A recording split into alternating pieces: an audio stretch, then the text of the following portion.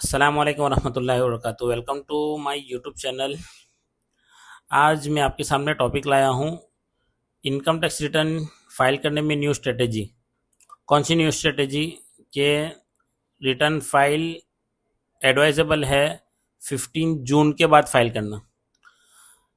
देखो, at present आज के दिन में फॉर्म नंबर 1 और फॉर्म नंबर 4 की यूटिलिटी आ गई है और एक्सेल यूटिलिटी भी है। ऑनलाइन भी आईटीआर फाइल कर सकते हो, maybe within a week और maybe within 10 days ITR 3 भी स्टार्ट हो जाएगा।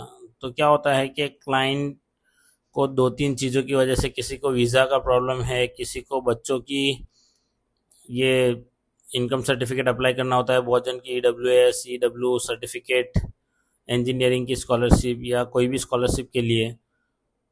तो क्लाइंट की तरफ से बहुत ज़्यादा प्रेशर होता है कि भाई जैसे ही रिटर्न फाइलिंग स्टार्ट होगा सबसे पहला मेरा रिटर्न फाइल होना चाहिए।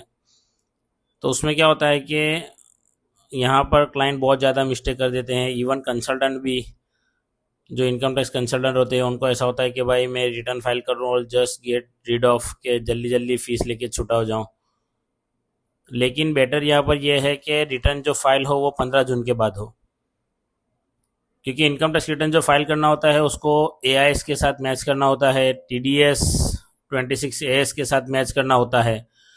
तो नॉर्मली जो लास्ट क्वार्टर है जनवरी से लेकर 31 मार्च तक की, ये क्वार्टर की जो ड्यू डेट है TDS रिटर्न फाइल करने की वो 31 में।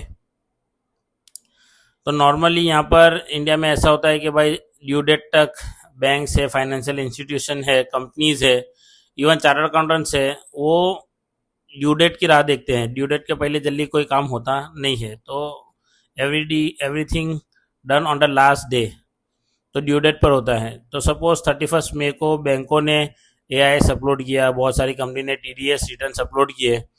यहाँ पर 10 to 15 days additionally income tax department भी लेता है उसको प्रोसेस करने के लिए। जितने भी आपके क्रेडिट इंफॉर्मेशन है regarding TDS, annual information systems, जितने भी डेटाज हैं, तो ये सारे डेटा प्रॉपरली जो अवेलेबल होते हैं वो 15 जून तक अवेलेबल होते हैं। तो अब 15 जून के पहले आपने कोई इनकम टैक्स रिटर्न फाइल किया, अब TDS क्लेम किया, एग्जाम्पल 1 लाख, अब उसको 1.5 लाख लेना था, 1,50,000।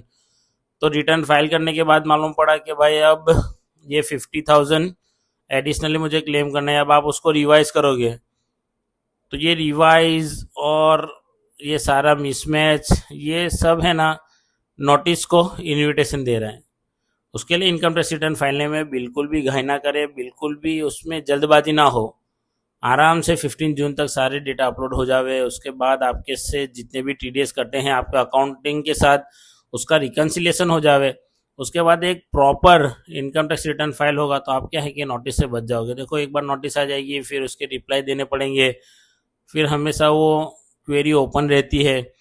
तो बजाय उसके कि बिल्कुल भी घाई ना करने के 15 जून के बाद बराबर AI से रिकन्सिलेशन करके पूरा प्रॉपर डेटा अपलोड हो जावे। हाँ, ये बात है कि किसी को UK US की वीज़ा अप्लाई करनी है और एजेंट ने कहा, अच्छा उसमें भी एजेंट लोग सिर्फ 3 साल का ITR मांगते हैं। ऐसा ज़रूरी नहीं है कि March 26 का ही चाहिए, March 25 का ही। बहुत बार जो है कि ये एजेंट लोग भी बहुत सारी चीज़ों को हवा बना देते हैं और फिर हमको भी प्रेशर, आपको भी प्रेशर। इतना ज़्यादा हवा मचाने की ज़रूरत नहीं है। गाय गाय के अंदर इनकम टैक्स रिटर्न फाइल करना, मैंने पहले भी कहा था कि नोटिस को इन्विटेशन देता है। तो आज का मेरा टॉपिक था कि इनकम टैक्स रिटर्न को आराम से 15 जून के बाद अपने CA के पास फाइल करावे। तो ऐसे अवेयरनेस और ऐसे एजुकेशनल वीडियो के लिए आप मेरे चैनल के साथ बने रहिए। इस CA Javed Patel signing off.